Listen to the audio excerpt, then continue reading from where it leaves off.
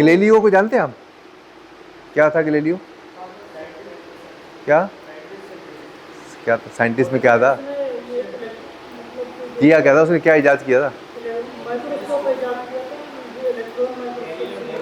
Galileo basically जो microscope कहते थे, इसको भी फांसी चढ़ा दिया गया था कलीसिया के, क्योंकि उनको लगता था ये कलीसिया के जो उनके जो थॉट्स हैं उसके अगेंस्ट है। ठीक है ना, कि जो मजहब के जो रुझानात हैं उसके ये अगेंस्ट बात करता है। सुकरात भी ऐसे ही था, उसको भी जहर का प्याला पिला दिया था ना। तो ओपननेस जहां नहीं होती ना दुनिया में, आप हमेशा याद रखें, कोई भी ऑर्गेनाइजेशन ग्रो करती है ओपननेस से। ओपननेस क्या होती है कि आप लोगों की सुने, लिसन और बर्दाश्त करें डिफरेंसेस ऑफ ओपिनियन को। अगर आप मुझसे अच्छा जानते हैं तो अगर आप मुझे बोर्ड टोक देते हैं कि सर आपने ये गलत बताया है, ये इसका ये जो है ना वायरस नहीं है इसका जिम्मेदार, मैंने आपको बताया कि एक पोलियो वायरस होता है, वो पोलियोमाइलाइटिस का जिम्मेदार है, आप मुझे बोलते हैं नहीं सर एक बैक्टीरिया होता है। अब मैं ये अगर ईगो पे ले लूँ कि यार ये मेरे सामने क्या बोल रहा है, तो ये गलत हो जाएगा। हमारे यहाँ पे ये है, तो ये क्या वीकनेस है। अपॉर्चुनिटीज़ क्या है? अपॉर्चुनिटीज़ ये है कि देखिए दुनिया आपको सपोर्ट करने को तैयार है, आप अकेले नहीं खड़े हुए होंगे। पोलियो को ख़त्म करने में अक़वाम मुत्तहिदा आपको देता है। उसके अलावा दुनिया में एक तंजीम है, उसका नाम है गावी। गावी, किसी ने नाम सुना इसका? Global alliance for vaccination and immunization. Global alliance for vaccine and immunization. जो आपके बच्चों को 5 को टीके नहीं लगते, वो भी हुकूमत पाकिस्तान अपना नहीं लगाती है, वो ये देते हैं। जो बिल गेट्स की मिलिंडा एंड गेट्स फाउंडेशन है, वो इसको हेड करते हैं। 5 वो खुन्नाक, काली खांसी, इसके टीके लगते हैं ना, आप लोगों ने देखा होगा बच्चों को, वो यहाँ से आते हैं। किससे आते हैं? गावी से। गावी क्या है? Global alliance for vaccine and immunisation.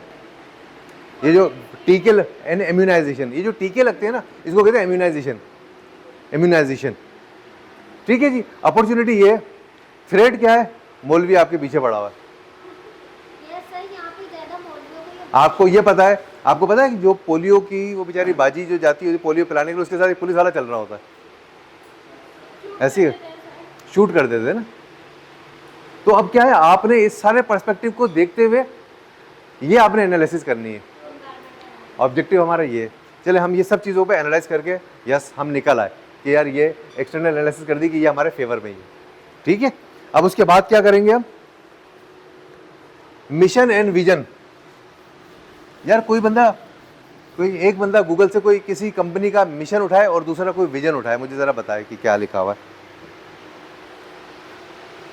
कोई बता दे कोई जुमला यार, कोई बंदा निकाल ले गूगल से किसी भी कंपनी का। आप लिखें मिशन ऑफ यूनिलीवर पाकिस्तान और कोई लिखे कि विजन ऑफ KFC पाकिस्तान।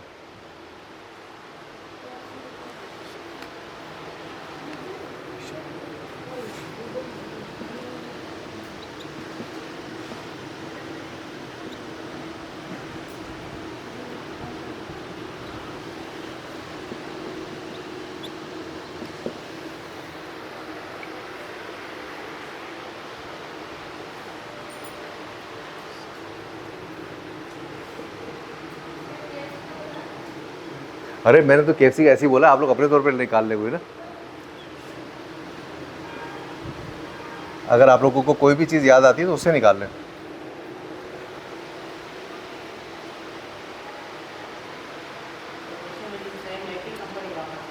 क्या आता है?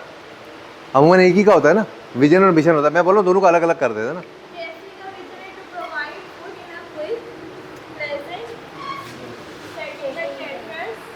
क्या है? आप बस ऐसे पढ़ दें बस। हाँ सब सुन लें जरा KFC का क्या है ये।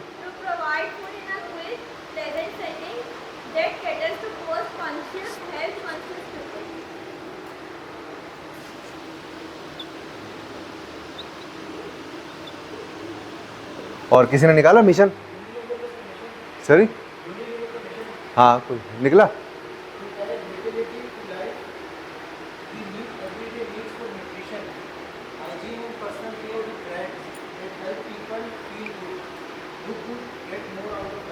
ठीक है। बेसिकली अब हम बनाते हैं, जब हमने एनवायरमेंटल एनालिसिस कर ली ना, अब हम बनाएंगे मिशन एंड विजन। क्या बनता है? Vision, mission and vision statement बनती है आपकी, इसकी फॉर्मुलेशन होती है। मिशन जो होता है ना, बेसिकली आपको बताता है कि आपकी ऑर्गेनाइजेशन का पर्पस क्या है। अब जो आपने यूनिलीवर की पढ़ी है ना, अब इसको आप देखिएगा, आपका ऑर्गेनाइजेशन का पर्पस क्या है, आपकी कोर वैल्यूज क्या है, आप क्यों हैं, the reason for existence, basically this is called the mission. क्या ये पर्पस सब हो रहा है इसके अंदर? जो आपने स्टेटमेंट पढ़ी है वो आ रही है, सारी चीजें कवर हो रही है इसके अंदर? मतलब उनका आपको पर्पस ही पता लग रहा होगा कि why Unilever is doing business, what are their core values, ठीक है, why they exist actually.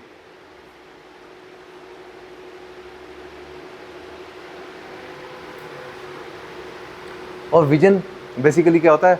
Long term goals, हम करना क्या चाहते हैं, ये बन गया आपका लॉन्ग टर्म गोल, ये आपका vision.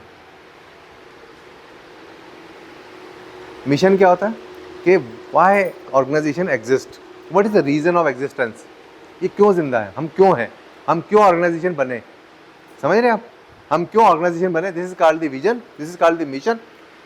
And where we will achieve, where we will reach, this is called the vision. Mission होता है हाउ और विजन होता है वेयर। ये हाउ है, ये वेयर है, सिंपल रखें बस।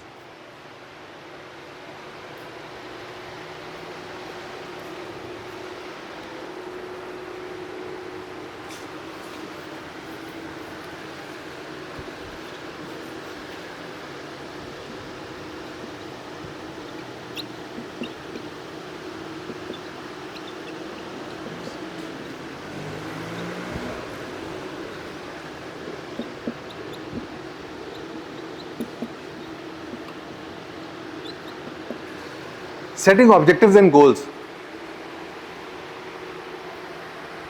हमारा गोल क्या है? By analyzing the internal and external environment, we have decided or we have set objective that we will eradicate the polio. ये किस बेसिस पे बनेगा? ये बनेगा आपका स्मार्ट क्राइटेरिया पे। किस पे बनेगा? पढ़ा था ना उस दिन, स्मार्ट क्या होता है? स्मार्ट क्राइटेरिया हमने लास्ट लेक्चर के अंदर हमने पढ़ा था। स्पेसिफिक, मेजरेबल, अचीवेबल या अटेनेबल एंड रिलेवेंट और टाइम बाउंड होना चाहिए। अब आप आ जाए इसके ऊपर, जो आपका ऑब्जेक्टिव है। स्पेसिफिक है, स्पेसिफिक ये है कि आपने ये बोला है कि आप पोलियो इरेडिकेशन के बारे में, आपने ये नहीं बोला कि मैं वायरस को खत्म कर दूंगा, ये बड़ा वेग स्टेटमेंट हो जाती। आप किसी एक वायरस की बात कर रहे हैं, आप एक बैक्टीरिया की बात कर रहे हैं, ऐसे ही है। मेजरेबल कि भाई दुनिया से अगर पाकिस्तान से भी खत्म हो गया, आपके पास ऐसे पैरामीटर्स हैं, आप जो गटर है उसका स्पेसिमेन देखेंगे और वहां से निल हो गया तो आपका ये खत्म हो गया, ये मेजरेबल है ना। ऐसा तो नहीं कि समंदर के पानी को नापना है, मेजरेबल ही नहीं है। उसके बाद है अटेनेबल, यस, क्योंकि पूरे पाकिस्तान में हर साल मैक्सिमम 28 से 30 केसेस आते हैं, तो अटेनेबल है कि अटेनेबल है। या पाकिस्तान की पूरी आबादी को अगर आपने पिलाना है, तो पाकिस्तान की आबादी कितनी है? कितनी है? 25 करोड़, 24 करोड़ समथिंग, इसको 25 करोड़ पकड़ लें। 25 करोड़ में से 5 साल से कम कितने बच्चे? उन पे ही एप्लीकेबल आता है ना ये, वो कितने बच्चे हैं? मेरा ख्याल है कि मैक्सिमम वो 13% होंगे। बच्चों को हम ले लें, बच्चे बच्चियां, वो मैक्सिमम कितना है? 13%। तो 25 करोड़ का 13% क्या बना? ये भी एक एक्सेसिबल पॉइंट है ना, एक्सेसिबल पॉइंट है, ठीक है। तो ये अटेनेबल तो है, रियलिस्टिक भी है कि हम पिला सकते हैं, ऐसा नहीं कि यार ये क्या बात कर ली तुमने।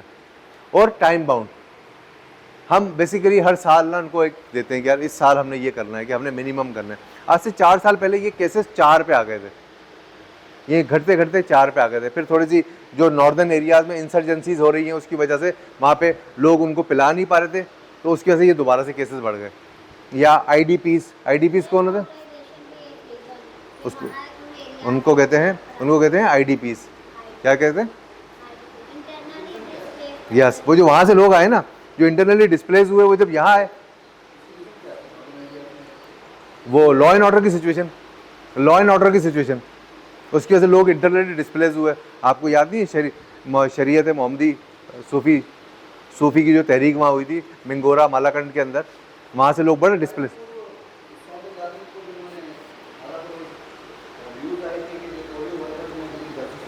ऐसा ही एक्चुअली डॉक्टर एक अभी भी हमारी जेल के अंदर है, डॉक्टर शकील है बेसिकली। ये अमेरिका के लिए बड़ा फेवरेबल है, हमारे लिए मोस्ट वांटेड था। अमेरिका के लिए इसमें यह था कि इसने जो पोलियो वर्कर की शक्ल के अंदर जहां उसामा बिन लादेन रहता था वहां पर इसने ये पोलियो ड्रॉप्स पिला के वहां की इंटरनल जो है वो स्क्रीनिंग करवाई थी।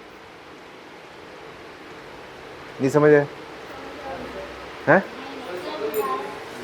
हाँ, ये अभी भी वो है बंदा, मतलब पाकिस्तान ने पकड़ा हुआ और अमेरिका उसको मांगता है, ठीक है ना। पाकिस्तान शकील आफरीदी या जावेद आफरीदी इस तरीके से कर है वो डॉक्टर है, शकील आफरीदी है ना।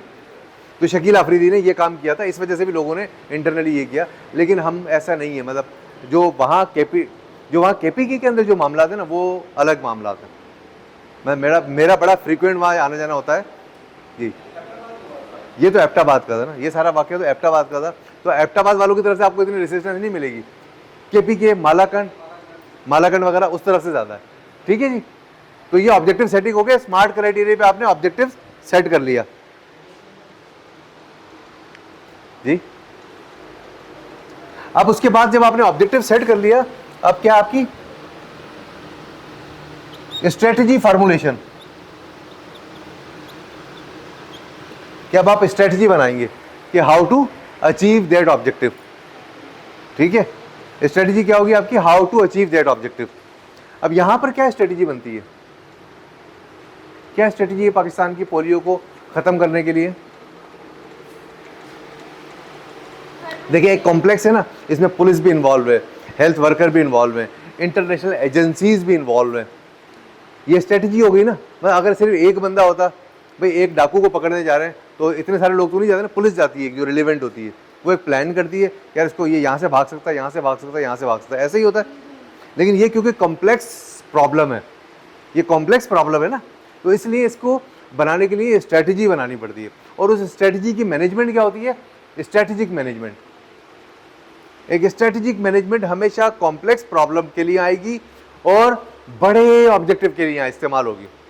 एक बड़े गोल को अचीव करने के लिए जो मैनेजमेंट इस्तेमाल होती है उसको क्या कहते हैं, स्ट्रेटेजिक मैनेजमेंट। क्या कहते हैं उसको, स्ट्रेटेजिक मैनेजमेंट। जो बड़ा ऑब्जेक्टिव होगा, जो छोटा होगा उसके लिए कोई तो आप प्लानिंग कर लें, बस यार इसको ये करना है, ठीक है। स्ट्रेटेजी फार्मूलेशन हो गई है। उसके बाद स्ट्रेटेजी इंप्लीमेंटेशन।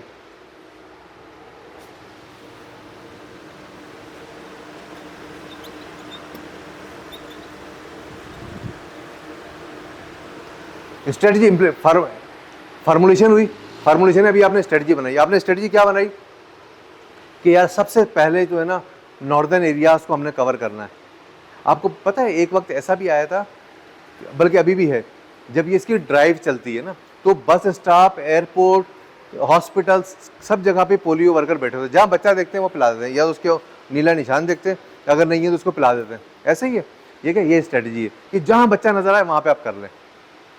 अभी भी हमारे यहाँ पे बहुत सारे लोग घर पे पिलाने आते हैं तो बोलते हैं यहाँ कोई बच्चा नहीं, जबकि बच्चे होते हैं। ये हमारा क्या है, ये हमारी वीकनेस है कि लोग जो है रिस्पॉन्डेंट नहीं है, लोग रिस्पॉन्ड नहीं करते, लोग इस प्रॉब्लम को समझ नहीं रहे, समझ रहे। तो ये क्या है, आपने स्ट्रेटजी बनाई, फिर आपने लगाया इसके साथ, जब लोगों के साथ वो गन शॉट होना लगा कि लोगों को मारने लगे, तो इसके साथ आपने पुलिस लगा दी।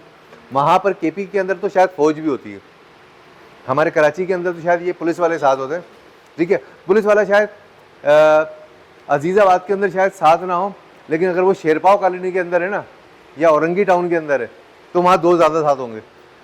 ऐसे ही है, हैं? नहीं, मैं आपको बता रहा हूँ, असल में वहाँ होता क्या है कि एक टेंडेंसी होती है, एक टेंडेंसी।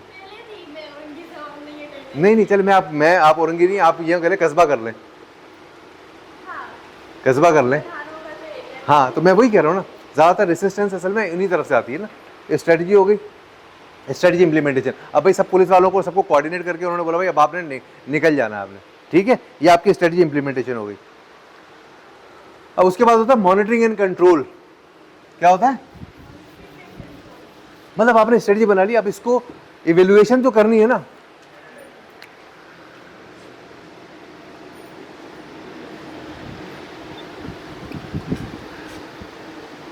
कंट्रोल क्या होते हैं? What do you mean by control? कोई कंट्रोल्स के बारे में बताएगा?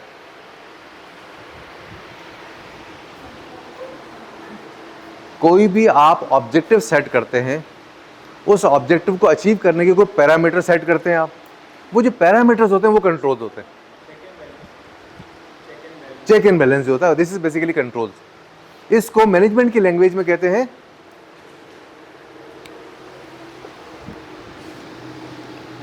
KPIs। क्या कहते हैं? मैंने की परफॉर्मेंस इंडिकेशंस, की परफॉर्मेंस इंडिकेशंस। कि भाई अगर फर्ज करें कि हमने फर्ज करें औरंगी में हमने ये ड्राइव की है और 4 साल में औरंगी से नहीं निकला, तो इसका मतलब है सक्सेसफुल हो गया।